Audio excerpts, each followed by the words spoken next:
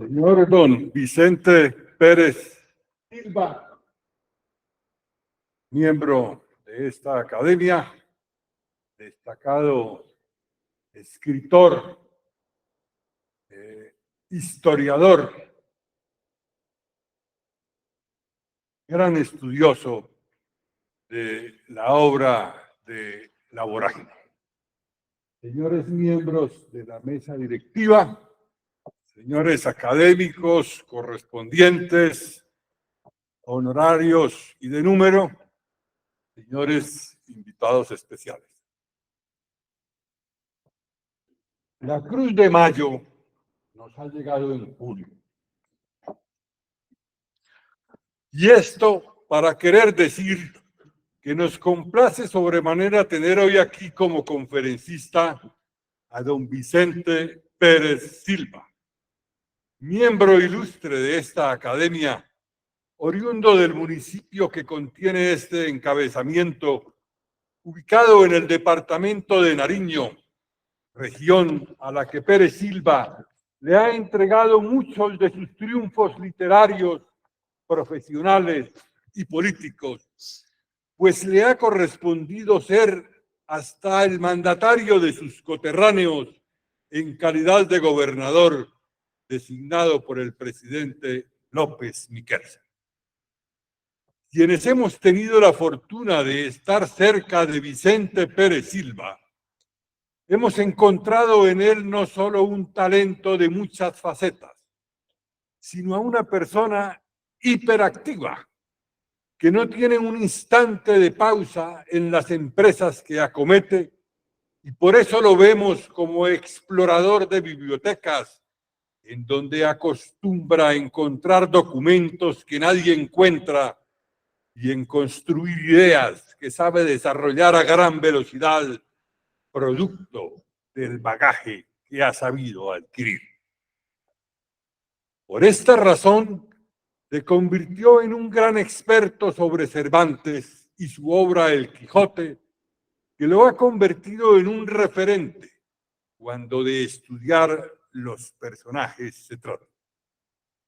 Pero también es un referente de la obra de La Vorágine, en donde ha hecho múltiples estudios al respecto y ha publicado su obra titulada Orígenes históricos de la vorágine, tema del cual se ocupará hoy en este auditorio, para lo cual nos aprestamos a recibirlo con enorme expectativa, pues sabemos que se trata de una autoridad en el tema que particularmente adquiere un especial valor ahora, cuando celebramos el centenario de la aparición de la novela y cuando se rinden toda clase de homenajes a su autor, José Eustacio Rivers. Damos entonces la bienvenida a don Vicente Pérez Silva y lo saludamos con el mismo entusiasmo con que él sabe actuar en el mundo de las letras y en el dominio de la lengua castellana. Gracias.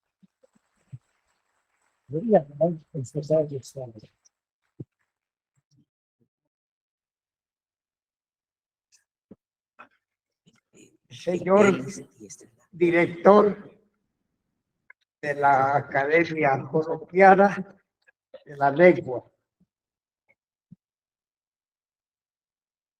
con qué satisfacción tan íntima acabo de escuchar sus generosas y nobles palabras que de veras me honran, me enaltecen y lo que es más, mucho más, me alientan todavía más para el resto de mi vida. Muchas gracias. Con el alma entera le doy a usted, señor director. Y muchas gracias a tan querida audiencia que ahora me acompaña. Voy, antes que todo, a dedicar esta intervención a la memoria muy especial de José Manuel Rivas Sacconi,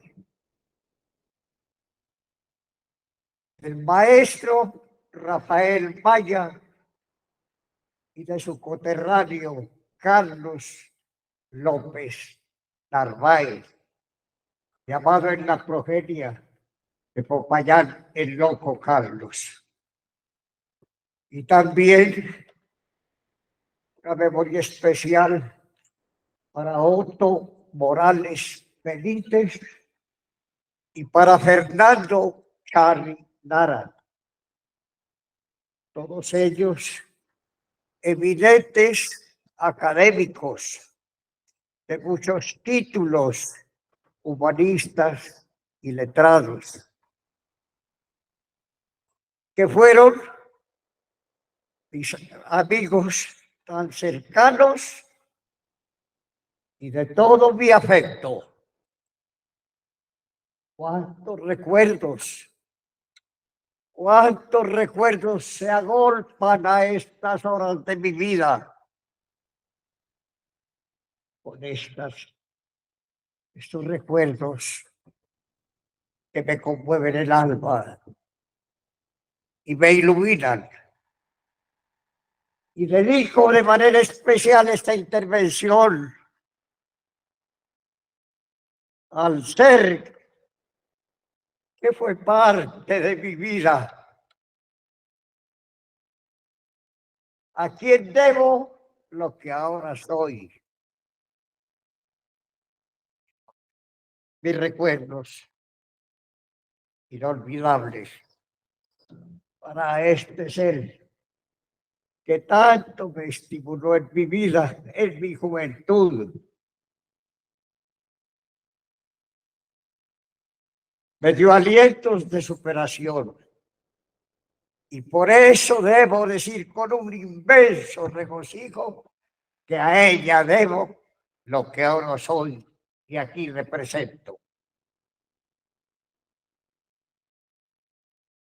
Mi gratitud especial para grandes sorpresas que he tenido en este día. Y una de ellas,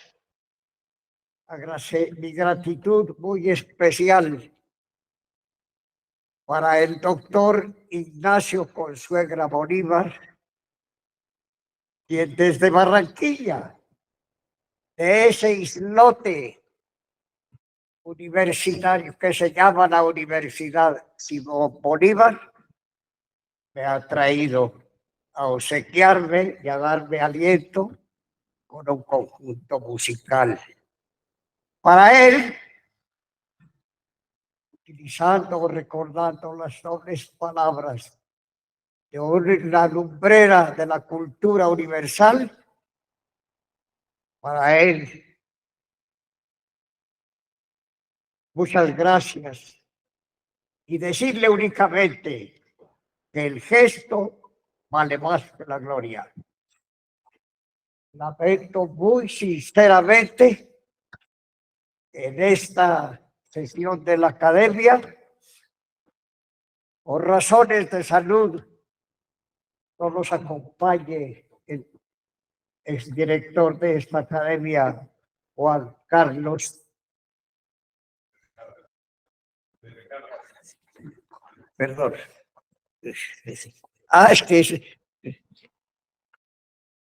Lamento positivamente la ausencia por razones de salud de nuestro director y amigo de mi aprecio.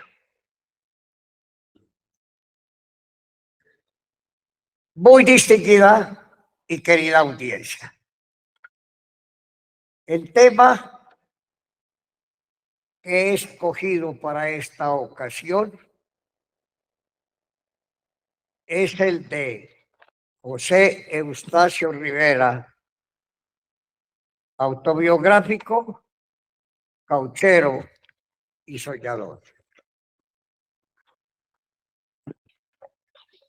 Con el beneplácito del señor director y de nuestros colegas académicos, quiero manifestar que por razones de mi edad, ya bastante avanzada, he pedido a mi hijo Vicente Leonardo Pérez Quimaya que venga en mi ayuda para que él lea aquí los acápites o apartes en los cuales José Eustacio Rivera habla de sí mismo.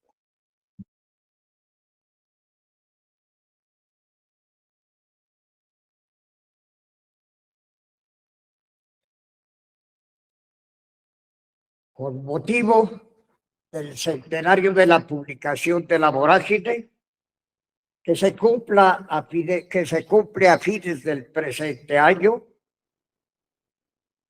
nos hemos deleitado una vez más con la lectura de esta obra de tan reconocidos merecimientos. En esta vez nos han cautivado las manifestaciones autobiográficas que a lo largo de sus páginas el autor las enhebra de manera tan espontánea y llamativa como altiva y poética a su personalidad. Sí, como es cierto, la biografía es la historia o el testimonio de la vida de una persona, la autobiografía no es más que la vida personal escrita por uno mismo. Es una expresión privativa de quien la refiera, ya con carácter estrictamente histórico o con sabor netamente literario. A la postre, esa modalidad revela los secretos más íntimos o las vivencias más recónditas de quien nos hace partícipes de su propia vida.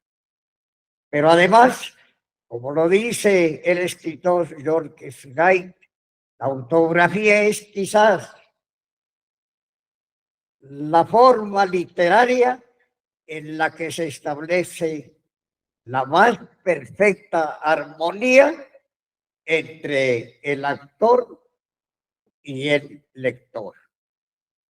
Con esta convicción y afectos como hemos sido de este género literario, creemos que nada mejor ni más apropiado en esta ocasión que sea el mismo José Eustacio Rivera quien nos hable de sí mismo, de sus vivencias personales, de sus virtudes y defectos, de sus aciertos y desaciertos, de sus ideales y experiencias. En fin, que sea el creador de Tierra de Provisión y La Vorágine quien nos transmita la intimidad de sus sentimientos, de sus pensamientos y de sus sueños. Para este empeño, sobra decirlo, en primer término lo hacemos espigando las expresiones autobiográficas que afloran a lo largo y ancho de la novela, y en los textos escritos por Rivera con motivo de las polémicas que suscitaron luego de la publicación del mencionado libro de los sonetos Tierra de Provisión y de la novela La Vorágine, entre José Eustacio Rivera y Eduardo Castillo, Manuel Antonio Bonilla y Ricardo Sánchez Ramírez. Este último, escudado con el seudónimo de Luis Trigueros, y el segundo de los nombrados con los seudónimos de Atahualpa Pizarro y Américo Mármol. Unos y otros atacantes y defendidos habían entablado un duelo de considerables proporciones intelectuales en el que nos es dado apreciar la calidad de las armas empleadas, a veces punzantes como una daga de doble filo en el arte de la defensa y de la ofensa, por medio de la palabra escrita. Así lo expresamos en nuestro libro José Eustacio Rivera, polemista. A sus acrisoladas y reconocidas dotes de poeta, Rivera había agregado la de ágil y muy versado polemista.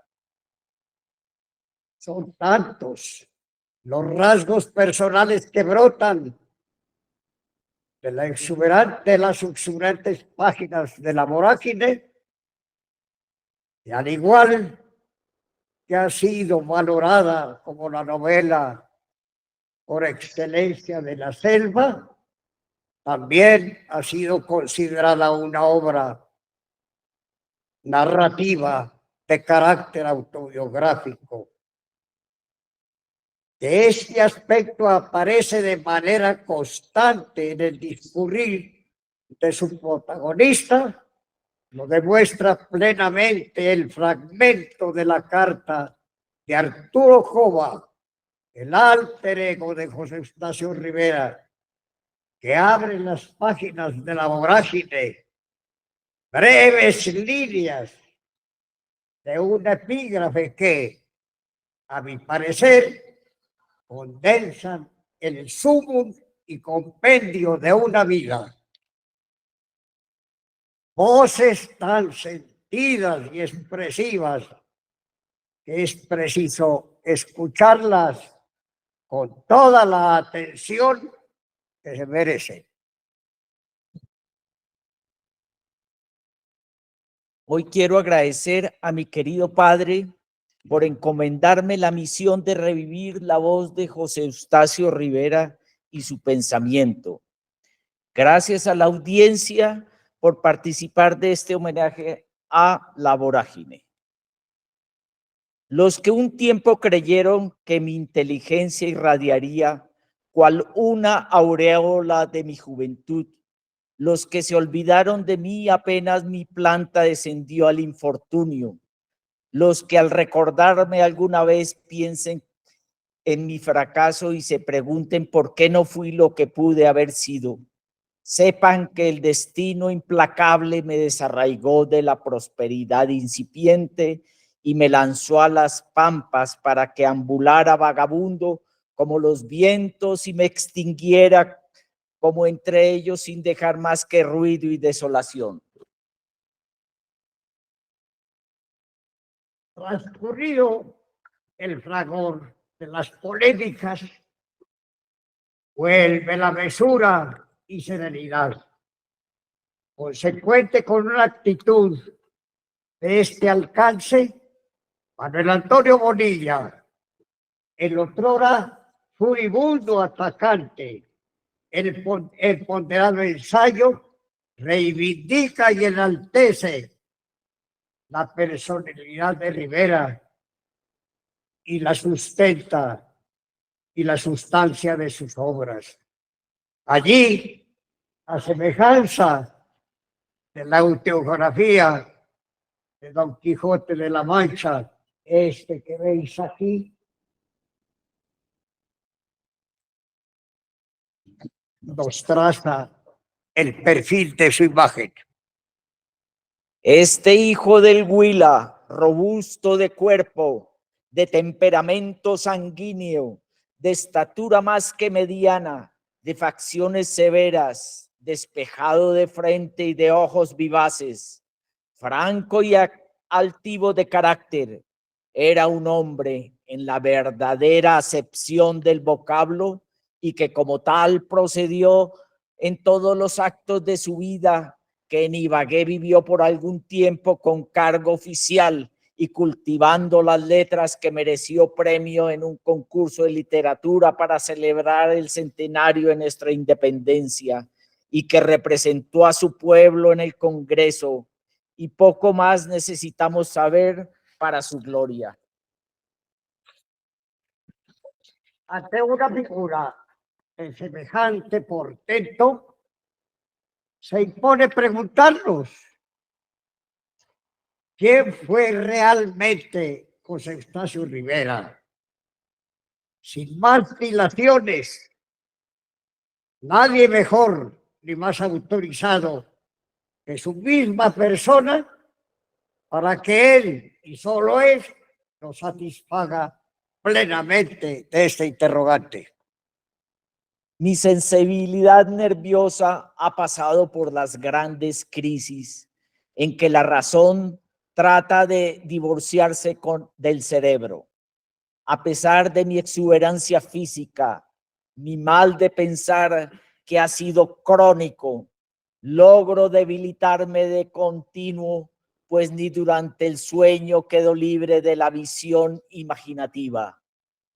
Frecuentemente las impresiones logran su máximo de potencia en mi exactibilidad, pero una impresión suele degenerar en la contraria a los pocos minutos de recibida.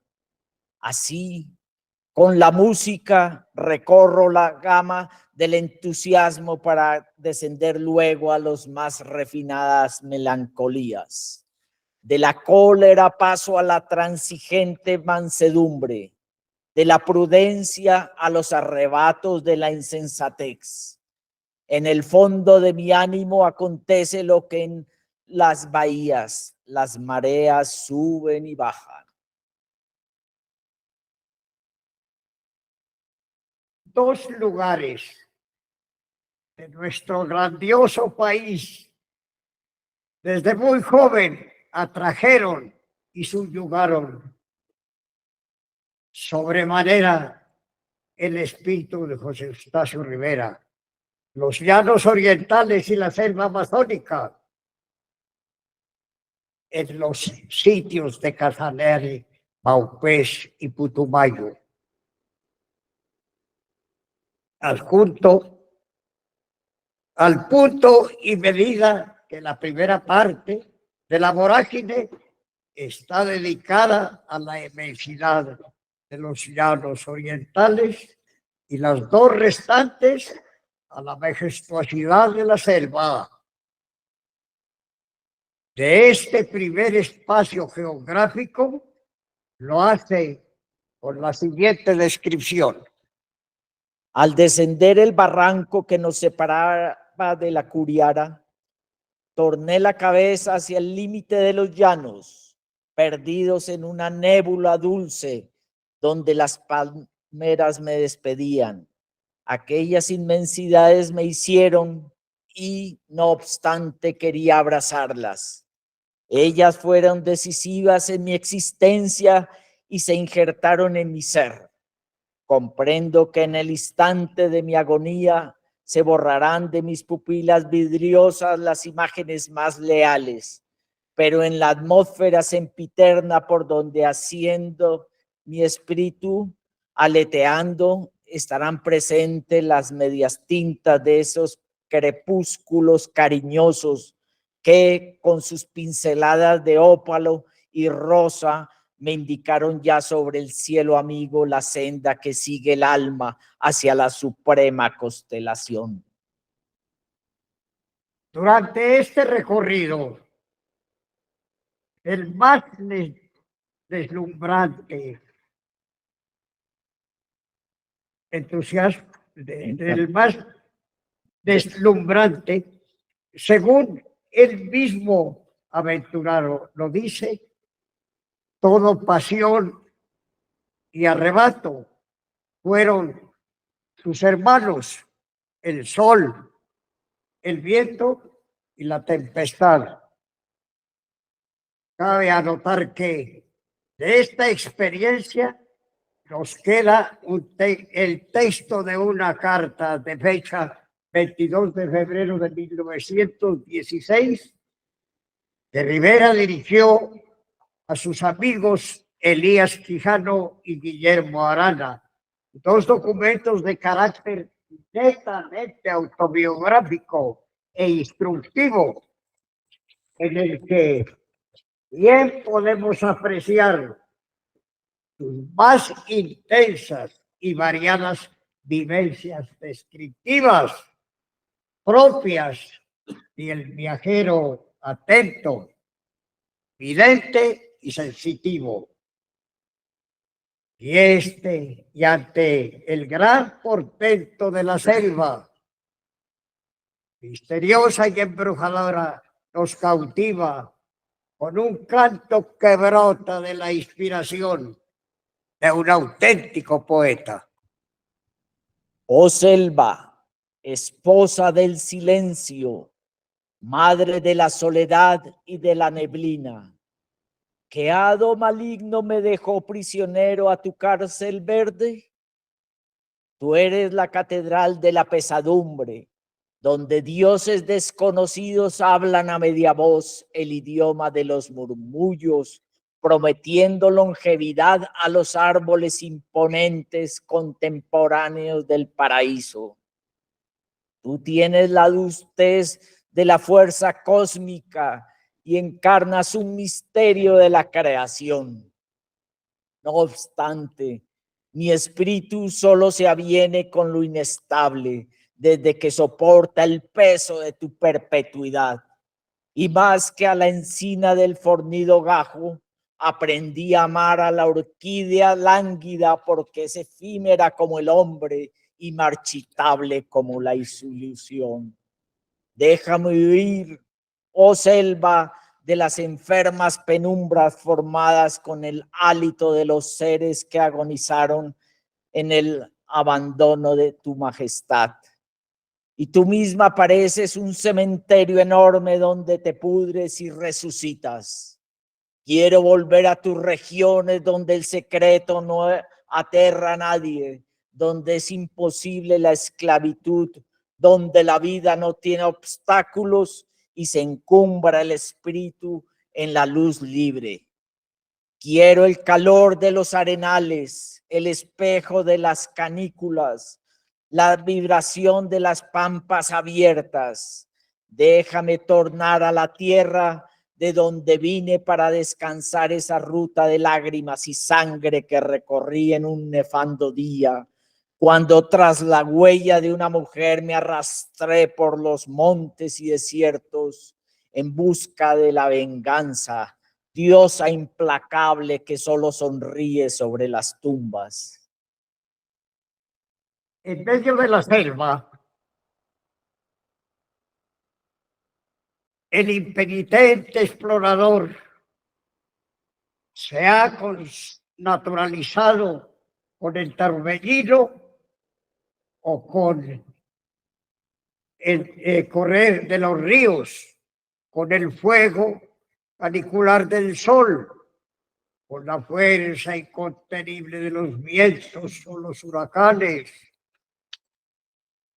con el caudal tenebroso de las tormentas o las tempestades, con la acogida de los árboles, la frondosidad de sus ramas, le infunden tanto ánimo que el mismo transeúnte en brotes de sublimación se considera él mismo un hombre árbol. ¡Ah, la vida de los bosques!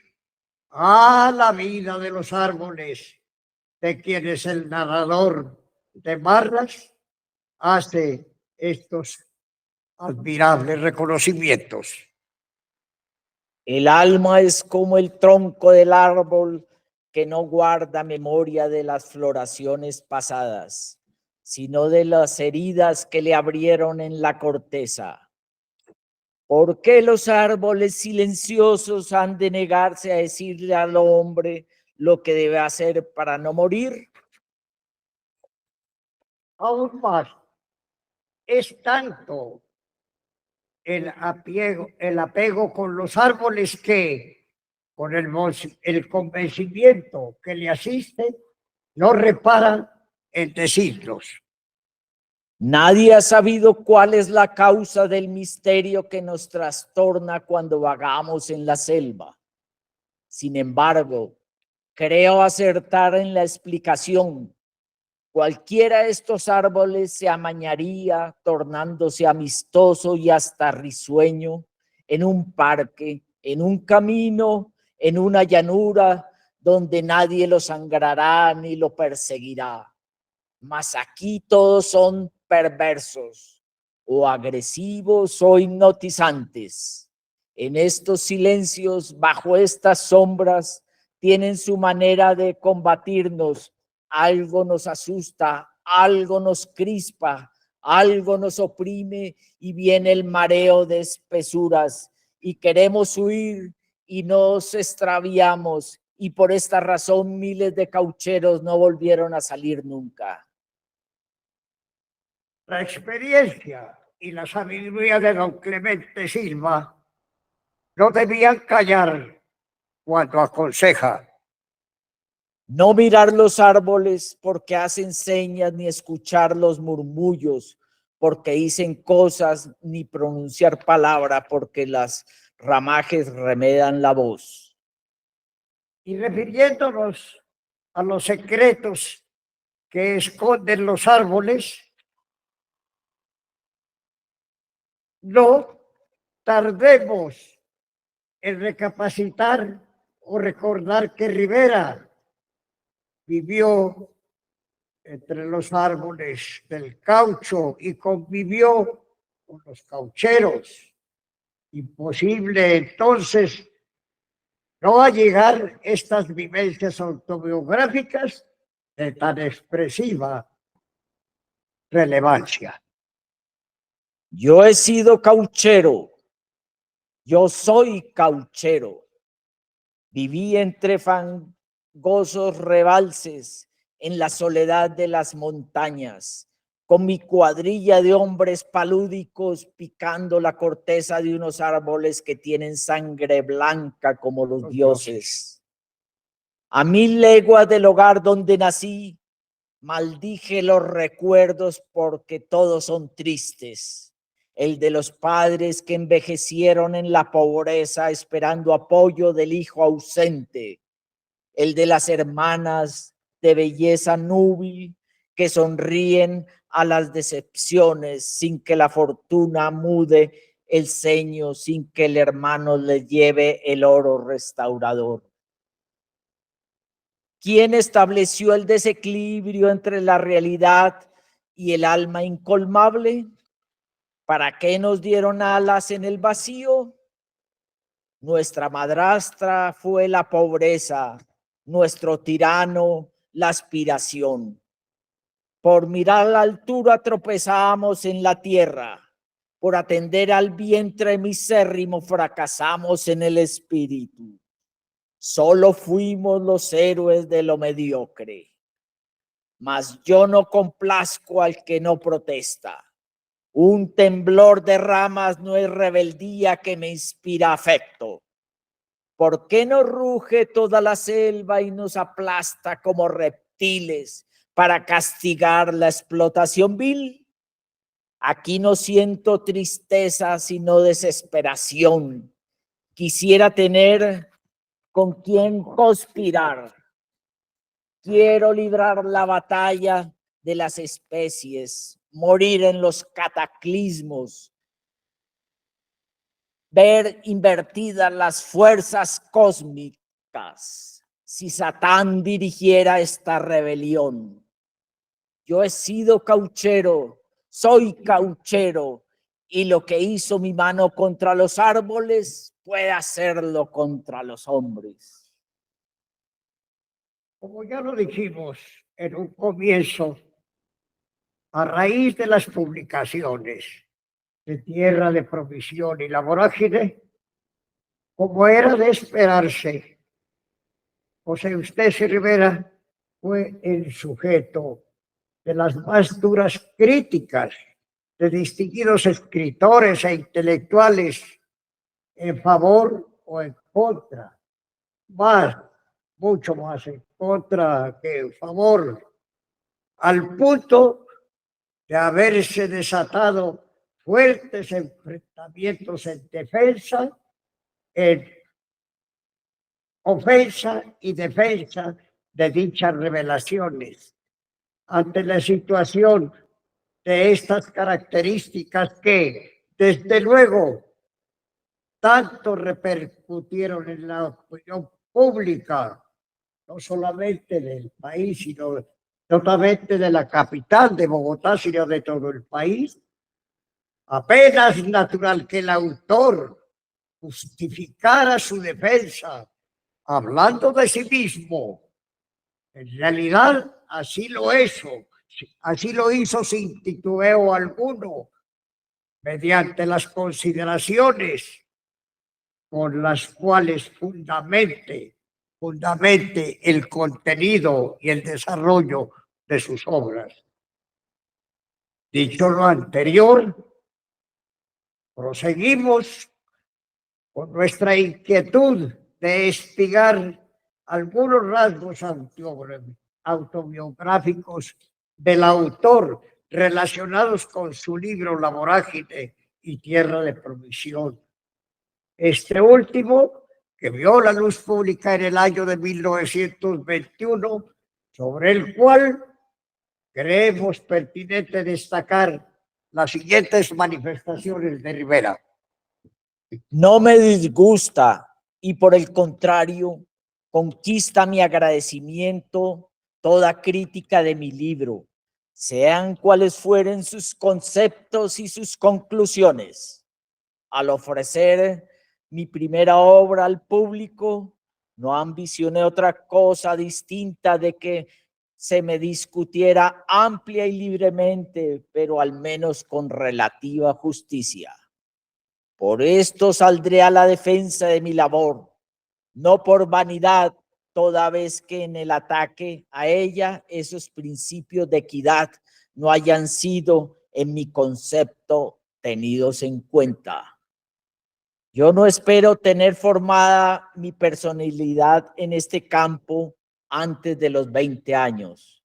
Apenas estoy en el periodo de la iniciación, pero por lo pronto estos momentos adelanto y antes de pocos días finalizaré el contrato para la publicación de un nuevo libro.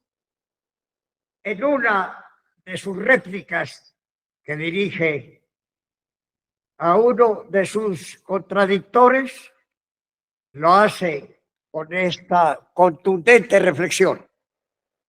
Querido Atahualpa, todas mis culpas podrán enmendarse, pero esta de la independencia y criterio ha formado en mí una segunda naturaleza y nunca saldrá de mi condición.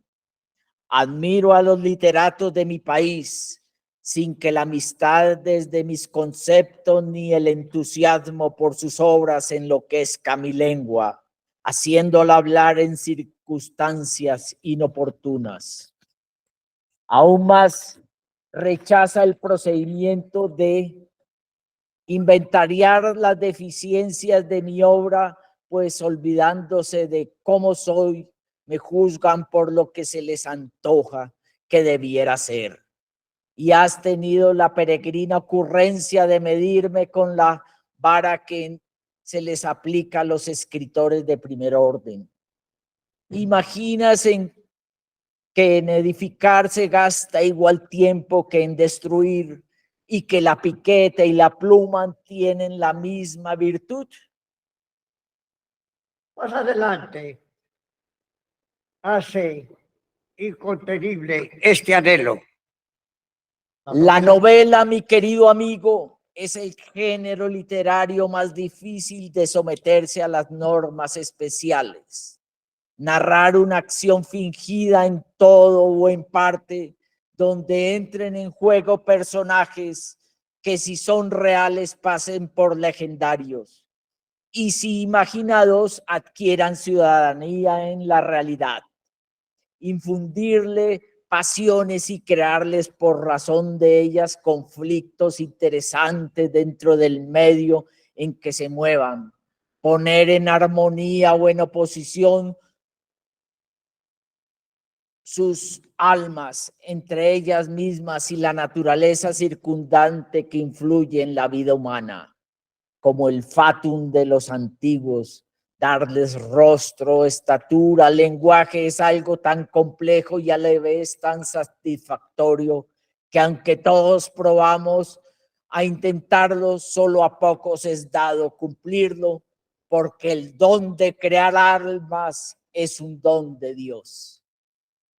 Luego de otras consideraciones de similar tenor que Rivera estima convenientes en defensa de su obra, concluye.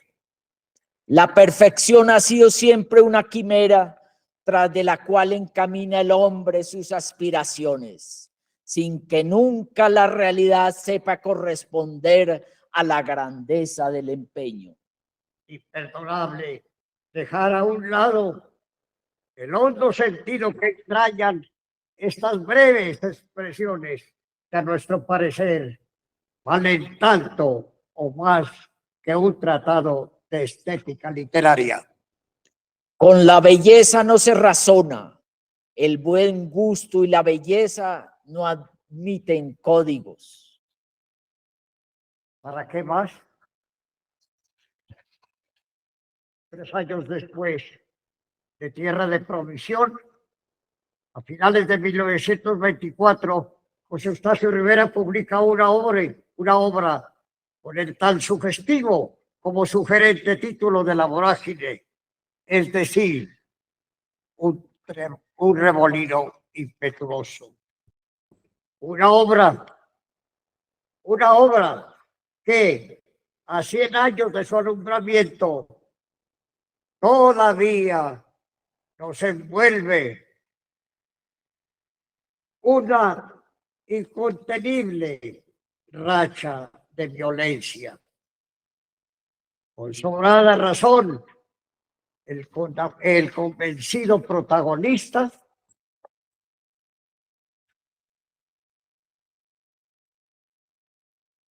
al despuntar tan sobrecogedor emprendimiento, nos sorprende con esta plena justificación.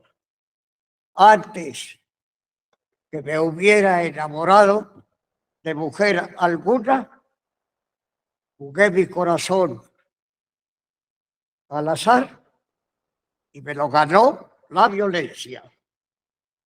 El azar, el destino, la suerte o los dados inescrutables que fueren, le abrían un nuevo camino y nuevos horizontes. El personaje a quien lo ha sorprendido un cambio tan violento se ha constituido en un visionario de la misma violencia. La de ayer, la de hoy, la de siempre. ¿Acaso no estamos ante una humanidad violenta en sus más diversas dimensiones y manifestaciones? Violencia con las armas, violencia con las imágenes cotidianas y tenebrosas que despliegan los noticieros de la televisión, violencia con las palabras. Y él no creyera, las palabras también matan. Increíble. Pero también anidamos violencia en los espíritus. Digámoslo de una vez por todas. No obstante el tiempo transcurrido, contamos con una novela de la más honda raigambre histórica y de un carácter evidentemente social. Una obra que nace en las propias entrañas de la selva. En breves palabras, el creador nos entrega su personal apreciación de inconformidad. Va para 6 semanas que, por insinuación de Ramiro Estebanes, distraigo la ociosidad escribiendo las notas de mi odisea en el libro de caja que el Cayeno tenía sobre su escritorio como adorno inútil y polvoriento. Peripecias extravagantes, detalles pueriles, páginas truculentas forman la red precaria de mi narración. Y lo voy exponiendo con pesadumbre al ver que mi vida no conquistó lo trascendental y en ella todo resulta insignificante y perecedero. Bogotá, año de 1924. La vorágine no fue recibida con beneplácito. Por el contrario, fue comentada con desdén e indiferencia, al extremo de que un distinguido integrante del grupo intelectual llamado Los Nuevos, de manera despectiva, escribió: Ante todo les diré que siento una repugnancia invencible por lo que ha dado en llamarse género vernáculo, en el que los tipos populares y los aspectos de una naturaleza lujuriosa le dan un tinte de tropicalismo dudoso. De otra parte, Luis Trigueros, el crítico más impetuoso contra Rivera, también terció con su cuarto de espadas con esta arremetida: La vorágine es un enredo novelesco que carece de método, de orden y lación. sin tardanza alguna, el ofendido salió a la palestra con esta altiva recriminación: Yo creo haber realizado una hazaña en las descripciones, encerrado grandes panoramas en 2 o 3 rasgos, o exhibiendo detalles con un solo epíteto, o condensando en una sola frase toda una situación. Creo que, sin mermar la eficacia y el sentido, reduje a pocas líneas lo que a primera vista requería extensas páginas. Tengo derecho a saber si esto es meritorio y si estoy en lo cierto. Creo que en fuerza, color, luz y paisajes, mi novela no tiene que envidiarle a ninguna otra colombiana. La acerada pluma de Rivera concluye con la plena motivación y justificación de su labor, cristalizada en una obra centenaria que cobra entera vigencia. Mas lo que no puedo perdonarte nunca, le impreca a Trigueros, es el silencio que guardas con relación a la trascendencia psicológica de la vorágine, que es el mejor aspecto de la obra, según lo declara el doctor Gilpo Fortul. ¿Cómo no darte cuenta del fin patriótico y humanitario que la tonifica y no hacer coro a mi grito en favor de tantas gentes esclavizadas en su propia patria? ¿Cómo no mover la acción oficial para romperle sus cadenas? Dios sabe que el componer mi libro no obedecí a otro móvil que al de buscar la redención de estos infelices que tienen la selva por cárcel. Sin embargo, lejos de conseguirlo, les agravé la situación, pues solo he logrado hacer mitológicos sus padecimientos y novelescas las torturas que los aniquilan. Cosas de la vorágine, dicen los magnates cuando se trata de la vida horrible de nuestros caucheros y colonos de la zona amazónica. Y nadie me cree, aunque poseo y exhibo documentos que comprueban la más inicua bestialidad humana y la más injusta indiferencia nacional. Tú que fuiste cónsul en Manaos, cuando los crímenes de la selva llegaron a su apogeo, ¿por qué callas hoy como ayer en vez de comentar mi denuncia destacándola nítidamente a la faz del país y te ocupas solo en minucias y trivialidades? El frondoso árbol autobiográfico de José Eustacio Rivera despliega atractivos y atrayentes ramales que nos hacen entrever sus raíces. Las raizales virtudes de un hombre enhiesto como un roble.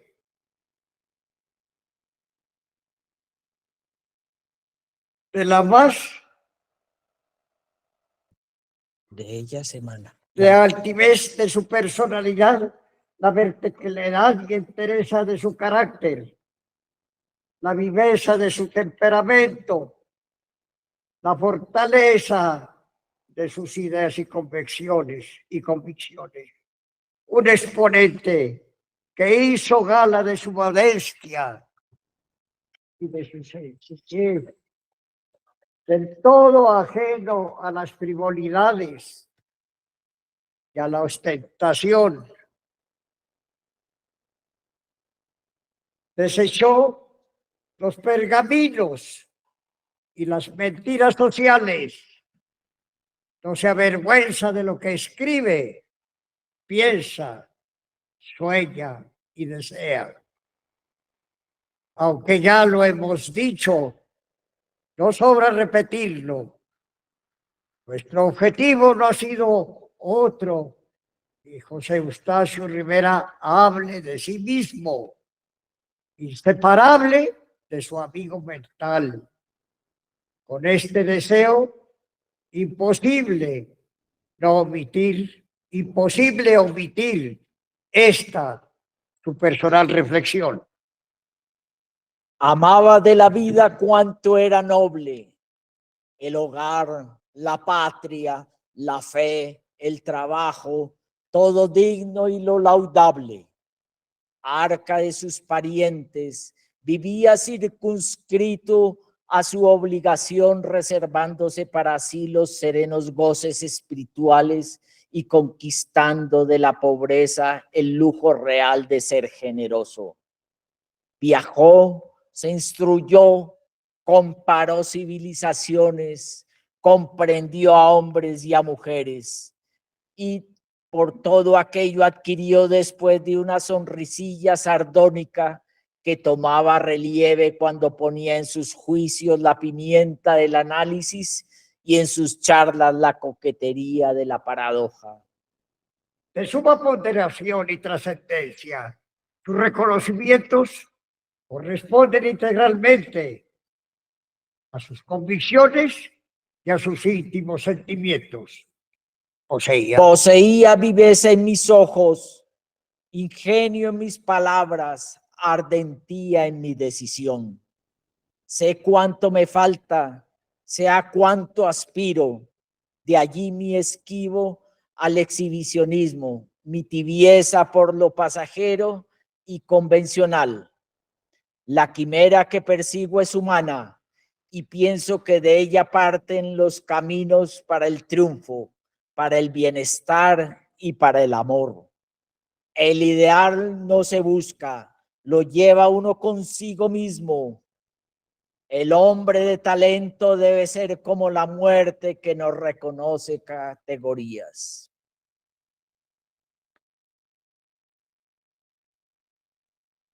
Tema de especial atención, detenimiento y atracción en la vida de José Eustacio Rivera es el relacionado con el amor y la mujer. Uno y otra fueron parte de su vida, de su mayor anhelo, el amor ideal, el amor en su vida, en sus sueños y en la undimbre natural de su inspiración. En la mujer, el amor y la mujer durante la estancia en la inmensidad de los llanos orientales y en sus aventuras en medio del embrujo de la selva. Una y otra vez es preciso no olvidar que el creador de la vorágine fue ante todo y sobre todo un poeta.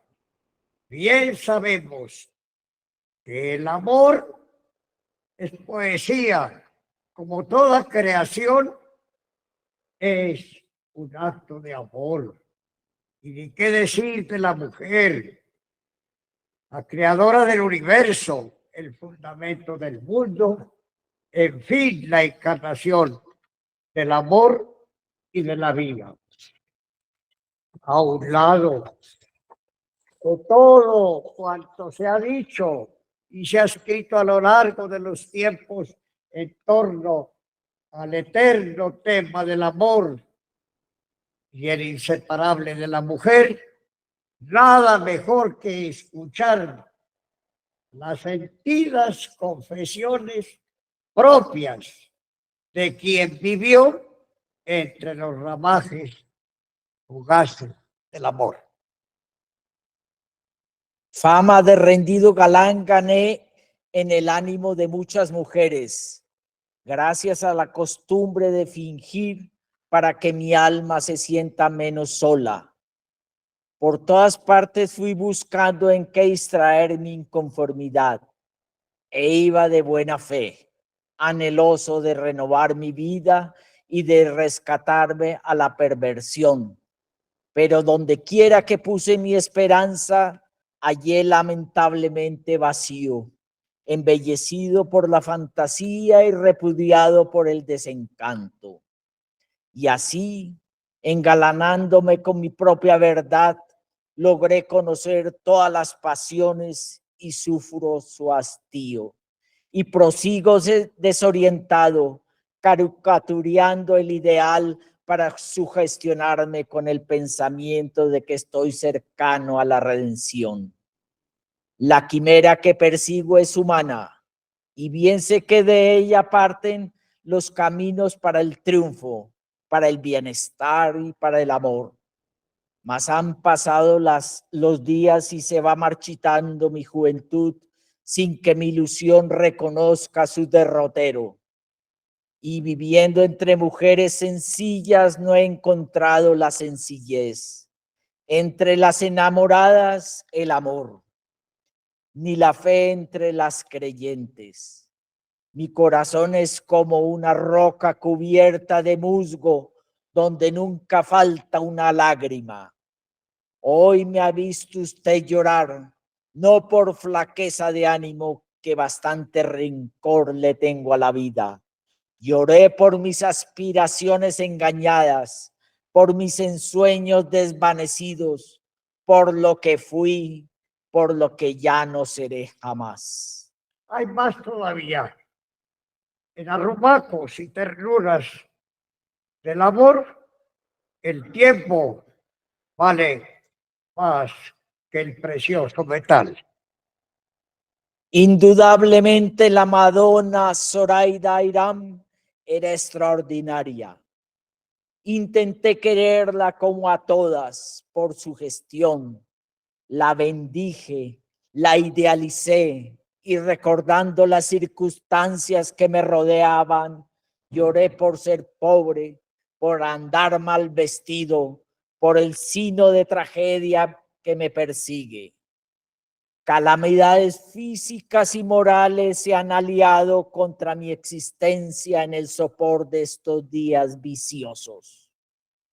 Mi decaimiento y mi escepticismo tienen por causa el cansancio lúbrico, la astenia del vigor físico succionado por los besos de la Madonna, cual se agota una esperma invertida sobre su llama, acabó presto con mi ardentía esta loba insaciable que oxida con su aliento mi virilidad. Y la odio y la detesto por calurosa, por mercenaria, por incitante, por sus pulpas tiranas, por sus senos trágicos. Hoy, como nunca, siento nostalgia de la mujer ideal y pura, cuyos brazos brinden serenidad para la inquietud, frescura para el ardor, olvido para los vicios y las pasiones. Hoy, como nunca, añoro lo que perdí en tantas doncellas ilusionadas que me miraron con simpatía y que en el secreto de su pudor halagaron la idea de hacerme feliz. Nada, absolutamente nada que extrañar. ¿Acaso no recordamos que Cervantes, durante su cautiverio de Argel, estuvo locamente enamorado de una bella mujer mora de nombre Zoraida? Yo estoy por creer a pie juntillas que el soneto a Dios, publicado a finales de octubre, el 23 de octubre, un año antes del alumbramiento de la vorágine, fue inspirado por la Madonna Zoraida. Como él mismo, alucinado, lo reconoce, una mujer extraordinaria, Zoraida, nombre de origen árabe, cuyo significado corresponde plenamente al calificativo de extraordinaria, una mujer que cautiva. En arrebatos de amor, en su lugar, sabe muy bien por qué lo decía, y más íntimamente porque así lo sentía. Todo en nosotros muere con esta despedida. Los dos desde este instante cambiaremos también. Sombras serán mañana por mi desconocida. Distinto seré entonces del que tus ojos ven. El viento que hoy deshoja la rama florecida, luego de los retoños, alegrará el vaivén. Se estrechan nuestras manos antes de la partida, que pronto a extraños seres te brindarán sostén. Adiós, cruenta palabra que inventó la tristeza, eco de lo que acaba, grito de lo que empieza, súplica de los ojos que no quieren llorar. Me abrazas y vibramos en un solo gemido. Tú por la angustia efímera del recuerdo perdido.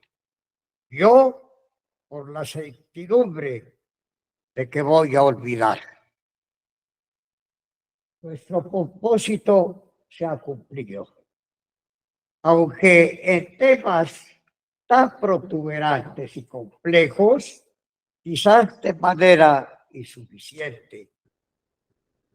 Con todo, quedan aquí consignados ciertos rasgos autobiográficos que mejor nos dan a conocer quién fue José Eustacio Rivera, fallecido en la plenitud de su vida, de sus proyectos y de sus sueños.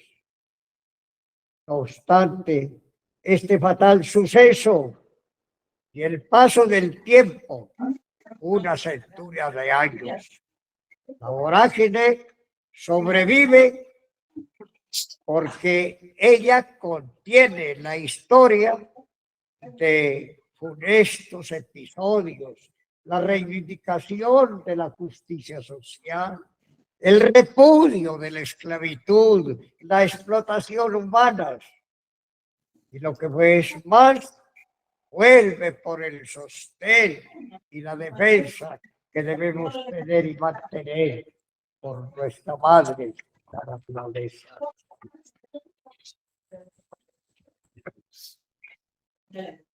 Damos término a las reminiscencias autobiográficas antes referidas, con una breve y muy sentida expresión en la que trasluce la frustración de sus ideales, de sus sentimientos y de sus sueños. José Eustacio Rivera, un soñador.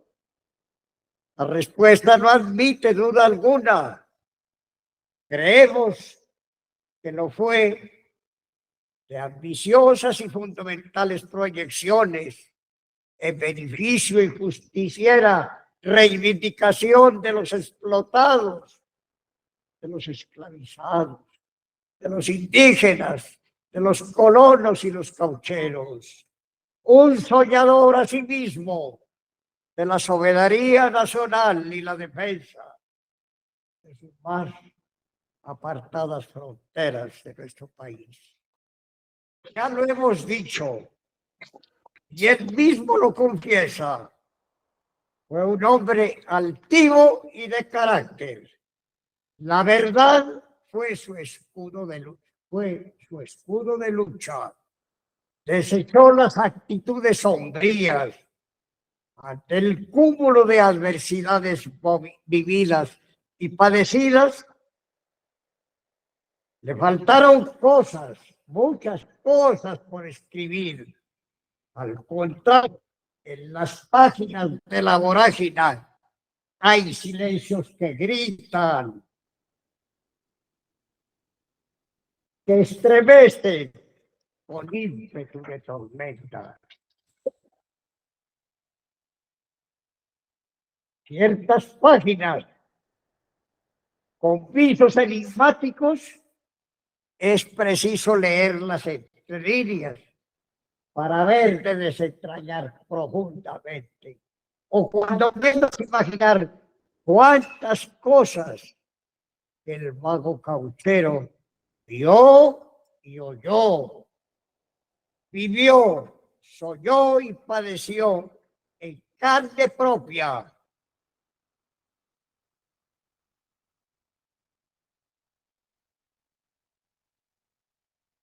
Tantas de sus adversidades que mejor fuera no recordarlas.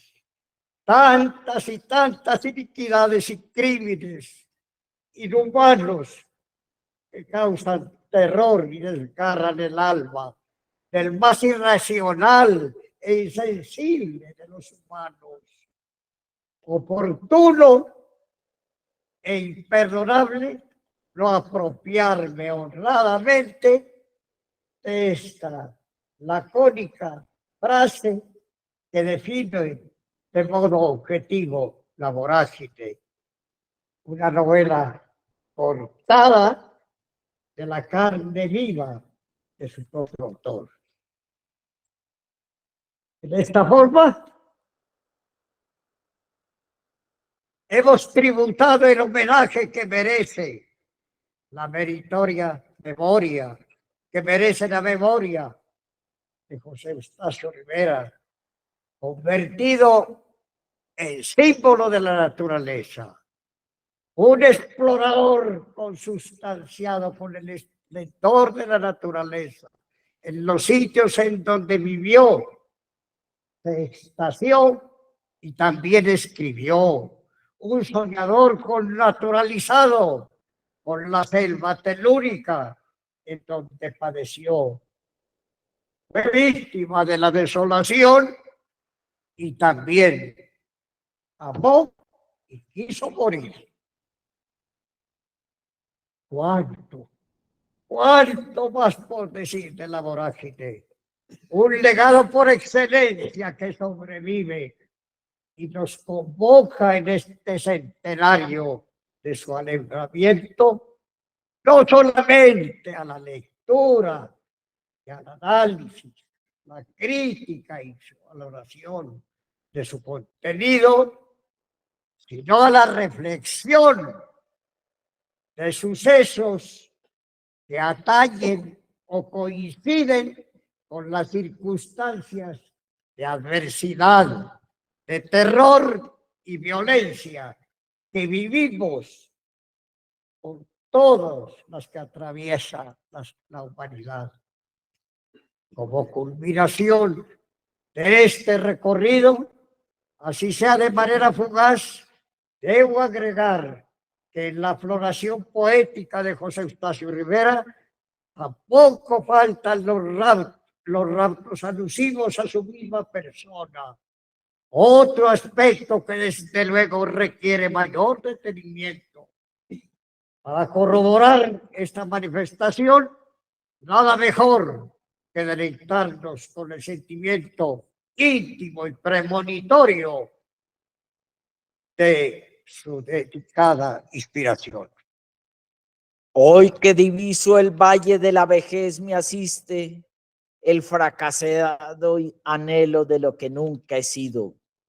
Y al ver la senda sola y el cielo atardecido, me siento más humano puesto que soy más triste. Si efímero es el triunfo, perdido fue el empeño. Y así voy declinando con esta pesadumbre. Cuán corta fue mi vida para tan grande ensueño. Ciertamente. Qué corta fue la vida de José Eustacio Rivera. Pero cuán larga, cuán intensa la vida creativa y fecunda de su esclarecido talento. Dijimos en un comienzo que José Eustacio Rivera abre las páginas de La Vorágine con un epígrafe netamente autobiográfico y coincidentemente las concluye con esta confesión que brota de las más profundas hondonadas de su ser, confesión que nos conmueve el alma. Santa Isabel, en la agencia de los vapores, dejé una carta para el cónsul. En ella invoco los sentimientos humanitarios, el alivio de mis compatriotas víctimas del pillaje, de la esclavitud, que gimen en la selva, lejos de hogar y patria, mezclando al jugo del caucho su propia sangre. De ella me despido de lo que fui, de todo lo que anhelé, de que en otro ambiente hubiera podido ser. Tengo el presentimiento de que mi senda toca a su fin y cual zumbido de ramajes en la tormenta, percibo la amenaza de la vorágine. ¿Cuánto va de ayer a hoy? Mientras José Eustacio Rivera percibe una amenaza de la vorágine, nosotros aquí padecemos no una, sino otras vorágines que se suceden una tras otra y nos alternan el ritmo ordinario de la vida que tanto merecemos.